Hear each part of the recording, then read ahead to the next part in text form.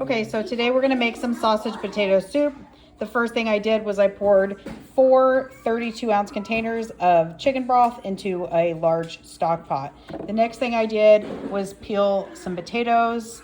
I'm only making for 3 people, so I peel those off. I let them sit in water, cold water, so that they're ready while I prep the rest of my ingredients. Okay, so while I am going to start simmering my broth on a low heat, I'm also going to start chopping up these potatoes. You want them into some even slices.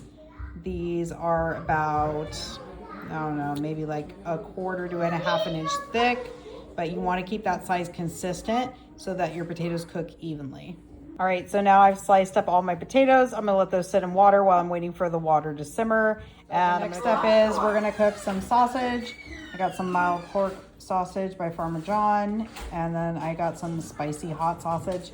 The hot sausage is not normally the one I try, but we were at Winco, so we decided to try this one next. We're gonna add that to the chicken broth.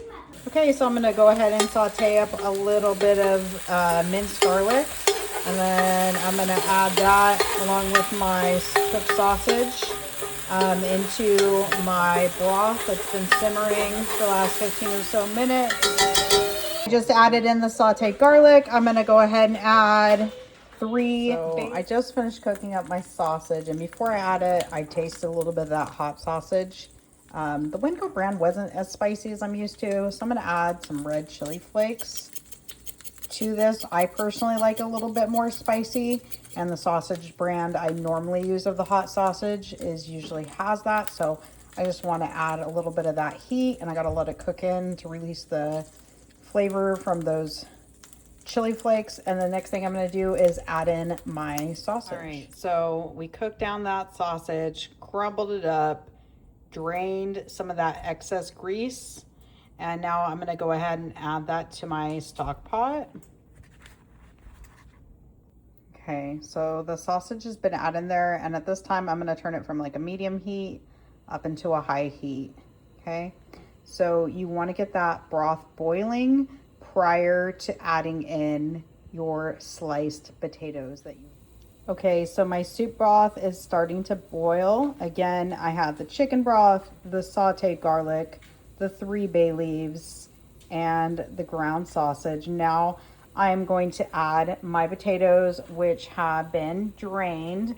Just be careful as you're adding your potatoes because you don't want that splashback from the broth. Okay, so I go ahead and use this ladle as I'm adding in the potatoes because otherwise it is going to splash at you. And you'll notice how the broth is starting to rise. It's getting towards the top. So I'm going to go ahead and let that reboil because adding those potatoes into the mix is going to bring down the temperature of the broth.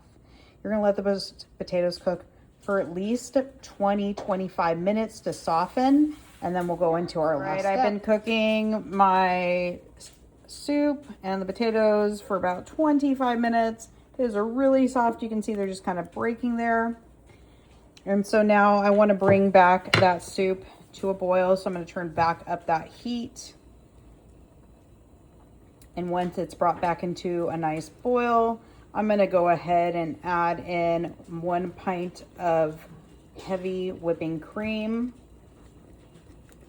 Okay, so I'm getting that boil back. You want to make sure you boil it because once you add that heavy whipping cream, you're going to start cooling down the temperature of the soup. So I'm going to slowly pour that in.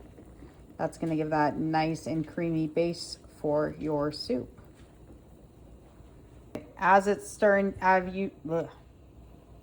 okay, so we added that whipping cream. Any grease or anything that the fat from the sausage is going to start to come off the surface, you can go ahead and skim that off the surface as you're letting your soup reheat. All right, so I skimmed off the surface and I'm going to just let that come back to a boil, let that cook down maybe like another 10 or 15 minutes. So the soup has been simmering for about 30 more minutes. You can simmer it a little bit less if you want to eat. Okay, final product. You want to top that off with some cheese, some pepper jack, cheddar of your choice, and that was the final product. All right, so I topped it off with some cheese. Now it's all done cooking. Let's go ahead and give it a taste.